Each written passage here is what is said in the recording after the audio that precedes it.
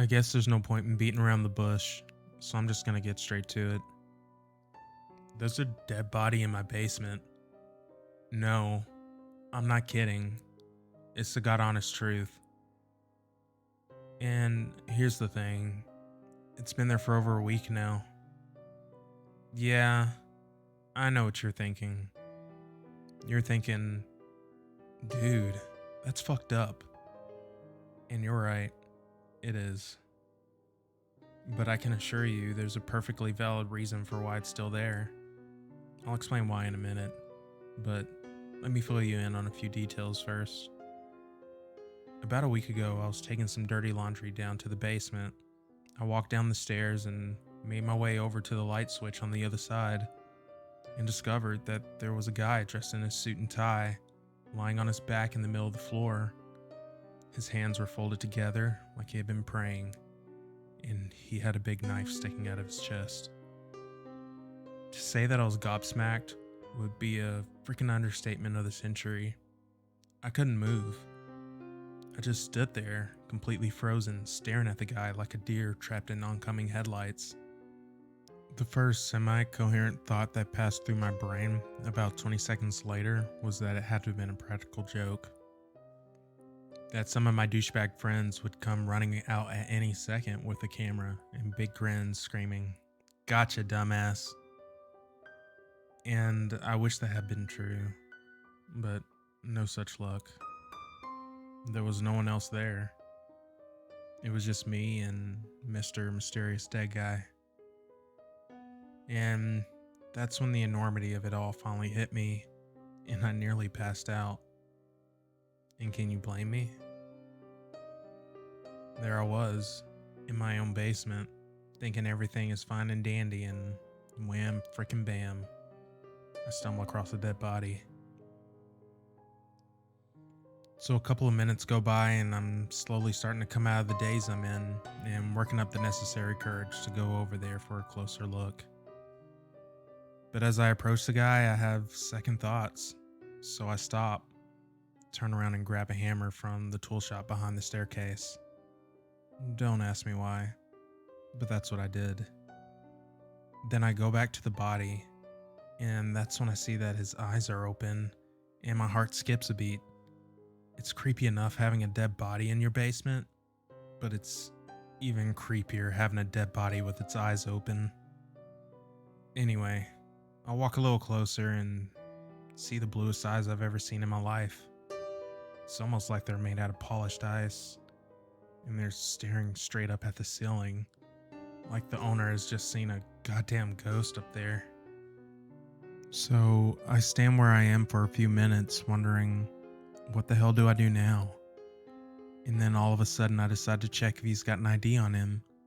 I mean, that's what they do on TV, right? Figure out who the victim is and all that shit. So I take a few deep breaths and kneel down next to the guy and start going through his pockets. I'm careful not to touch him, which is actually fairly easy if you take your time. Then about a minute into the search, I finally find what I'm looking for. A wallet. And that's when all fucking hell breaks loose. As I'm going through the contents of his wallet, the lights go out and I'm cast into complete darkness. I mean, I can't even see an inch in front of my face. All I manage to say is, "Jesus Christ." And then a cold hand locks itself around my wrist and starts to squeeze. If you've ever been truly scared, and I mean really fucking scared, then you can multiply your experience by 10 and know how I felt. And yeah, you guessed it. I wet my pants. There was nothing I could do to stop it. It just came pouring out like water from a goddamn garden hose. Then I sucked in a couple of gallons of air and nearly passed out. So there I was. My heart was doing somersaults inside of my chest, and I could feel the taste of blood and sulfur in my mouth. And last but not least, I had dead cold hands wrapped around my wrist.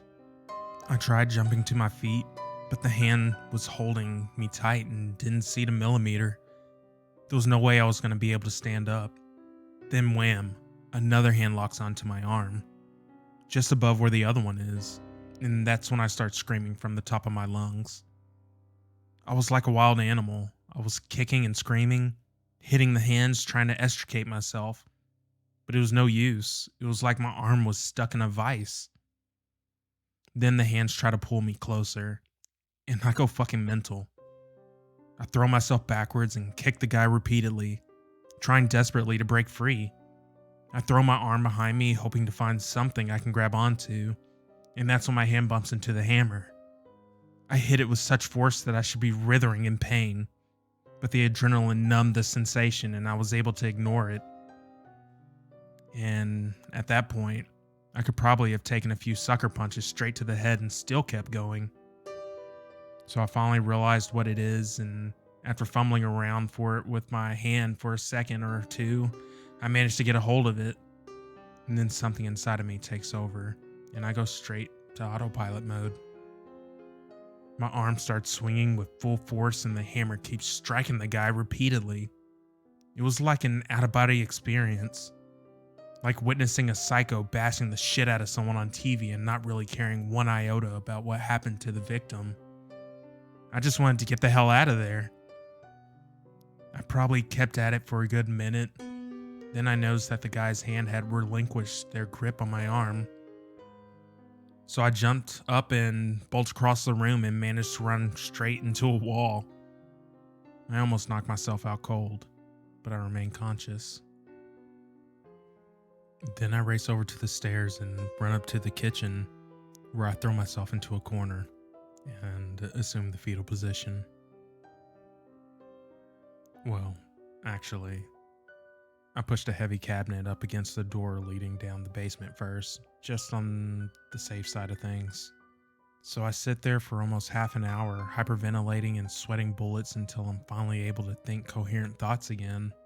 Then I grab a torch and a new bulb and I return to the basement.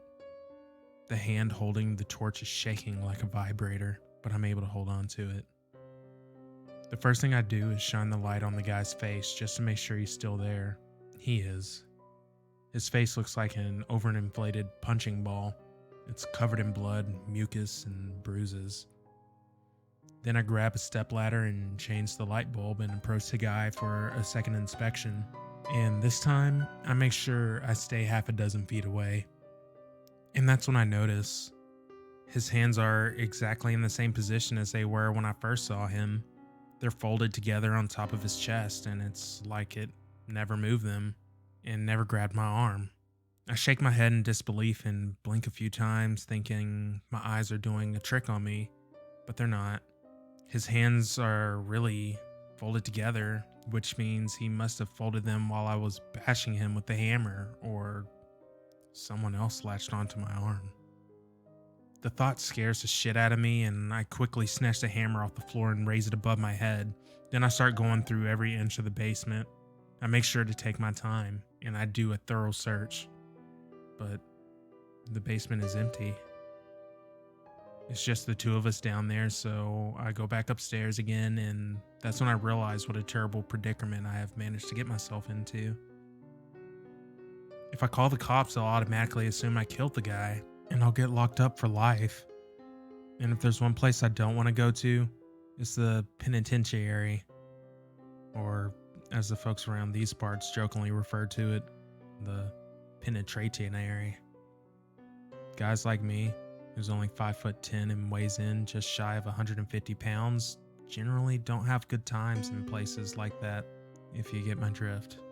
And that's when I realize I have to get rid of the body. That's the only way. And that's where I'm at now. It's been exactly 1 week since I punched the guy's ticket. There's been no mention of him in the media, so I guess he wasn't that popular, and thank God for that. I don't think I could put on a straight face if the cops came knocking at my door. And I'm not gonna lie, the last week's been pure hell. The memory of the ordeal never leaves me. It's like a dripping faucet.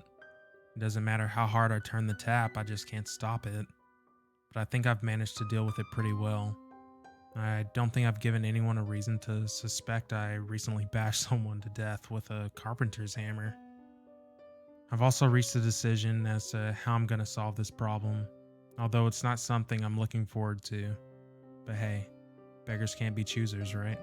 I've been down to the local hardware store and acquired 2 new handsaws, some heavy duty bin liners, duct tape, and a hazmat suit. Items that will come in handy for what I've got planned. It will probably take me all night, but I don't think I'll run into any major problems. All I can say is thank God that it's winter and the temperatures are in the low 20s. Everything should be frozen solid by now, so there won't be much of a mess to clean up afterwards. I've also done a few online searches and got a good idea of how to dispose of various evidence, but that's not something I'm going to share with you. That's a secret I'll take to my grave. Well, I think that about covers it. Please wish me luck. If everything goes according to plan, I just might be able to get away with it. And with time, put this entire mess behind me. If not, I guess you'll see my face in the papers and on TV before you know it. How will you recognize this me? Well, that's a pretty easy question to answer. I'll be the little white guy looking into the camera, protesting my innocence.